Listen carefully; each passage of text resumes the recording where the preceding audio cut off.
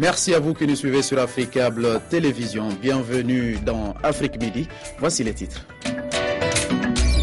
5e jour de l'opération Serval. Ce matin, des frappes ont eu lieu sur Diabali, cette localité occupée par les islamistes. François Hollande, en déplacement dans les Émirats arabes unis, aujourd'hui, annonce un renforcement du dispositif militaire français. 2 ans après la chute de Zinedine Ben Ali, les tensions sociales et politiques restent fortes en Tunisie. Les Tunisiens attendent toujours le texte fondateur, la fameuse constitution. Merci de nous accueillir chez vous. Tout d'abord, c'est sur le Mali que nous ouvrons le journal. Ce matin, des frappes françaises ont eu lieu sur Diabali, cette localité occupée par les islamistes. C'est une intervention partie pour durer. Ce matin, François Hollande, en déplacement dans les Émirats arabes unis, annonce un renforcement du dispositif militaire français en attendant les forces africaines. Première illustration, une quarantaine de blindés venus de Côte d'Ivoire sont arrivés à Bamako la nuit dernière pour contrer les groupes islamistes. Ils battent en retraite d'un côté, mais contre-attaquent de l'autre. Les islamistes, chassés au moins temporairement des grandes villes du nord du pays, ont pris le contrôle de la ville de Diabali, dans l'ouest. L'armée française, dont une colonne de blindés est arrivée à Bamako, multipliait les raids aériens de jour comme de nuit. Cette nuit, il y a eu encore des frappes qui ont été réalisées, qui ont atteint leur objectif. Nous allons continuer à avoir, et au sol et dans les airs, une présence. Selon François Hollande, 750 soldats français sont d'ores et déjà sur le terrain. Leur nombre devrait très rapidement augmenter pour atteindre jusqu'à 2500 hommes. Mais Paris ne veut pas s'éterniser et souhaite passer la main dès que possible aux 3300 militaires africains attendus sur place. Une fois que ces 3300 hommes seront constitués, la France, qui aura sans doute fini sa série de bombardements, je rappelle qu'elle est la seule à disposer de la capacité de frappe aérienne, en tout cas dans un délai aussi court, devra effectivement poursuivre la mission d'accompagnement. Les forces françaises devraient ensuite apporter leur soutien en termes de renseignement et de surveillance aérienne notamment. Une mission de l'Union européenne aura elle la charge de former les soldats maliens. La stabilité du pays reposera donc essentiellement sur les soldats de la CEDEAO. Leur capacité à combattre dans le désert sera déterminante. L'ONU a également apporté son soutien à l'intervention française sur le plan matériel la nuit dernière. Washington devrait fournir à Paris une aide logistique et des renseignements, mais aucune décision n'a été officiellement prise par Washington. Même son de cloche en provenance de Londres et de Berlin. Alors que le Mali est plongé en pleine crise, la communauté internationale accélère les discussions pour trouver une issue au conflit et libérer le pays des djihadistes armés. Pour les États-Unis, pas question pour l'instant de participer directement à l'intervention militaire en cours, malgré un soutien logistique à la France. Nous discutons avec les Français sur un certain nombre de requêtes qu'ils ont faites.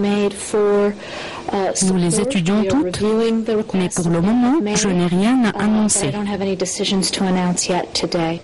Même si l'Union européenne, l'OTAN et les États-Unis ont salué la décision de François Hollande, pour eux, toute idée d'intervention militaire au Mali reste écartée. Il n'y a eu aucune demande de l'OTAN et aucune discussion à notre niveau sur cette crise. L'OTAN n'est pas impliquée dans cette crise en tant qu'organisation, mais il est certain que la situation au Mali est très sérieuse.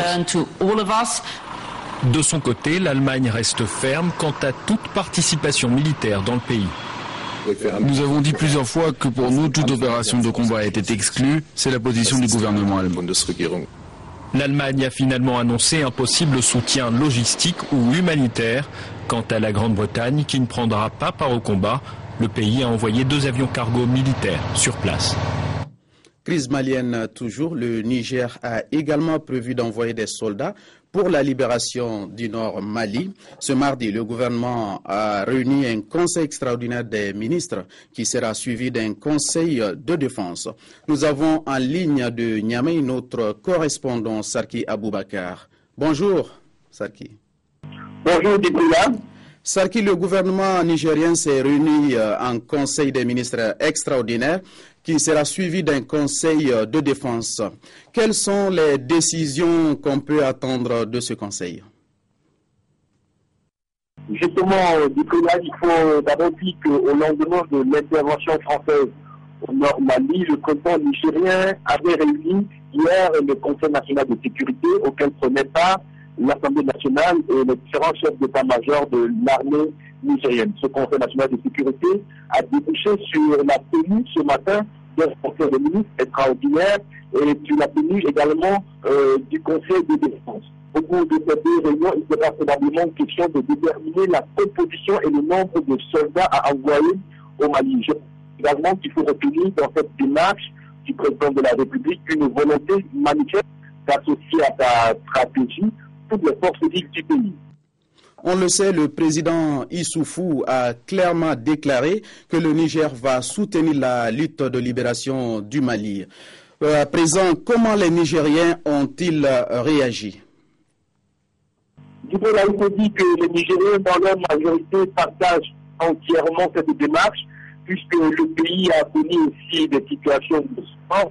Et du coup, les esprits sont préparés à ce qui va arriver. Ok, à propos de l'intervention française au Mali, je vous propose d'écouter quelques réactions de la communauté malienne vivant en Côte d'Ivoire. Je remercie le président français de l'acte qu'il a posé pour le Mali, pour venir à notre aide noble pour le Mali. Je remercie le président Alassane Ouattara, président de la CEDEAO, qui n'a pas cessé depuis que cette affaire a commencé jusqu'à aujourd'hui, qui fait des 1000 voix pour que le Mali puisse trouver sa liberté. C'est un ouf de soulagement pour nous. Parce que quand nous avons vu en tant qu'une femme malienne, mes sœurs qui sont au nord du Mali, qui étaient violentées par ces islamistes, les combattants de l'Ouest africain qui se sont mis aux côtés des forces armées maliennes pour nous aider à combattre ces gens, on ne fait que les remercier infiniment. Nos enfants ne vont plus à l'école. Ils ne connaissent rien de la guerre, mais c'est eux qui vont prendre les conséquences. Les Français, CEDEAO est venu pour les interventions, on les félicite à cause de nos enfants. Le président de la CEDEAO, le président ivoirien Alassane Dramane Ouattara, on le remercie de ce qu'il a fait pour le Mali. Nous ne pouvons que saluer très franchement la France, la CEDEAO et principalement le président Alassane Dramane Ouattara qui a fait beaucoup d'efforts pour intervenir dans la crise malienne. Depuis le début de la crise, ça a joué beaucoup sur l'importance du bétail, parce que les animaux qui viennent, principalement les animaux viennent du nord du Mali. On va remercier encore le président Hollande. Ces gens-là, ils ne sont pas venus pour gâter le Mali seulement. Ils sont venus chercher une base au Mali, c'est pour détruire le monde entier. On dit merci à Dieu, merci à Alassane Dramane Ouattara, que quelqu'un que le monde entier l'a écouté, il n'est qu'à faire un effort. Il n'est pas élu pour Côte d'Ivoire seulement, il n'est qu'à aider pour que l'Afrique aussi va développer. L'actualité sur un tout autre plan avec cet accord de partenariat entre la Côte d'Ivoire et l'Union européenne. Elles ont renouvelé leur partenariat dans le secteur de la pêche. Cet accord permet, entre autres, une hausse de 18% de frais de licence des armateurs. Reportage. Le dernier accord de pêche entre la Côte d'Ivoire et l'Union européenne a été signé à Bruxelles. Le ministre des Ressources animales et halieutiques, Kwasi Adjoumani, conduisait la délégation ivoirienne au siège de l'Union européenne. Le nouveau protocole prévoit comme contrepartie financière pour la mise en œuvre de la politique sectorielle des pêches en Côte d'Ivoire 2,270 milliards de francs CFA contre 1,6 milliard pour l'ancien protocole. Le nouveau tonnage de référence passe lui de 7000 tonnes à 6500 tonnes afin de tenir compte de la gestion durable des ressources. Le ministre Kwasi Adjoumani, face à la presse, à son cabinet, s'est dit heureux des points d'accord obtenus à Bruxelles. Ils font passer les frais de licence des armateurs européens de 315 millions de francs CFA à 560 millions de francs CFA.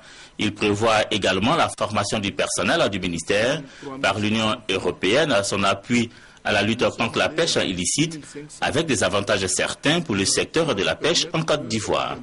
Notre souci, c'est de faire en sorte que la Côte d'Ivoire puisse disposer de poissons en tout temps et également renforcer les capacités de nos usines de transformation dans le domaine halieutique. Mais au-delà de tout, il y a aussi l'aspect emploi. Ces accords-là sont à saluer. Cette année, le chiffre d'affaires au niveau des industries tonnières est de l'ordre de 61 milliards. Et je crois que ces 5 dernières années, il y a des sociétés qui ont investi plus de 10 milliards pour renforcer leur capacité. Et si donc il n'y a pas d'accord, ceux-là n'auront plus leur raison d'être. Le nouvel accord de partenariat dans le secteur de la pêche entre la Côte d'Ivoire et l'Union européenne, signé le 9 janvier dernier, qui entre en vigueur le 1er juillet de cette année, le sera pour 5 ans, soit jusqu'en 2018. Nous poursuivons avec l'actualité. Pour la première fois en 50 ans, les Cubains ont le droit de voyager à l'étranger sans restriction. Depuis lundi, en vertu d'une réforme de la loi migratoire très attendue, cette réforme est la première grande mesure sociale du régime communiste, car les Cubains n'avaient pas le droit de sortir de leur pays. L'un des gros titres de cette actualité, avant de refermer ce journal, 2 ans après la chute de Ben Ali, les tensions sociales restent fortes en Tunisie. Les Tunisiens attendent toujours le texte fondateur de leur avenir, la fameuse constitution. Des femmes en colère. C'était en août dernier, un article de la future constitution tunisienne en faisait des compléments de l'homme. Ou bien des magistrats manifestant jeudi dernier devant l'Assemblée nationale constituante, l'indépendance de la justice n'est pas assurée, estime-t-il, par la future loi fondamentale. La constitution est le pilier sur lequel le pays construira son avenir. Et son élaboration, forcément, ne se fait pas sans heurts. Souvent critiqués, les députés islamistes d'Ennahda, le parti le plus représenté dans l'hémicycle, ils sont parfois accusés de phagocyter les débats. Être majoritaire, ça ne veut pas dire imposer ce que vous pensez sur les autres. Et c'est ce qui s'est passé dans les commissions. Dans les commissions, j'ai fait un travail formidable. Écouter l'autre et faire écouter les autres ce que vous pensez et essayer d'arriver dans un carré au milieu. C'est ce qu'on a fait. Il a fallu tout de même jouer des coudes avant d'en arriver à cet avant-projet, se battre. Mais dans les commissions de l'Assemblée, la raison du plus assidu est toujours la meilleure. Parfois, on a pu constater que certaines idées sont passées, non pas en raison du rapport de force qui aurait pu être différent, mais en raison des absences tout simplement. Certains ont perdu, on va dire, sur le tapis vert. Espérons que chacun prendra ses responsabilités, qu'en séance plénière, tout le monde sera là et qu'il y aura une constitution qui reflètera effectivement le vrai visage de la Tunisie. Mais être majoritaire n'aurait pas d'intérêt si l'on ne peut en profiter. Pourquoi Ennahda s'en priverait-il? Ces députés assurent avoir fait des concessions, notamment sur la charia, la loi islamique. Mais le diable, on le sait, se cache dans les détails. L'avant-projet de la Constitution a repris l'ancien article 1er de la Constitution sur l'islam. C'est très bien, c'est le fruit de compromis. On trouve dans l'avant-projet un autre article qui dit que la Tunisie est un État dont la religion d'État est l'islam. Et là, je pense qu'il y a une contradiction avec cet article 1er. Et cet article qui donc réintroduit de manière implicite la notion de charia comme étant une source du droit. Manipulation ou erreur involontaire de la part de députés qui ne sont pas des spécialistes du droit. Quoi qu'il en soit, rien n'est encore joué avant l'adoption d'un texte final qui doit répondre aux aspirations d'un peuple aux multiples facettes. Fin de cette édition sur Africable Télévision. Merci de votre fidélité. Restez avec nous, les programmes continuent sur la première chaîne panafricaine.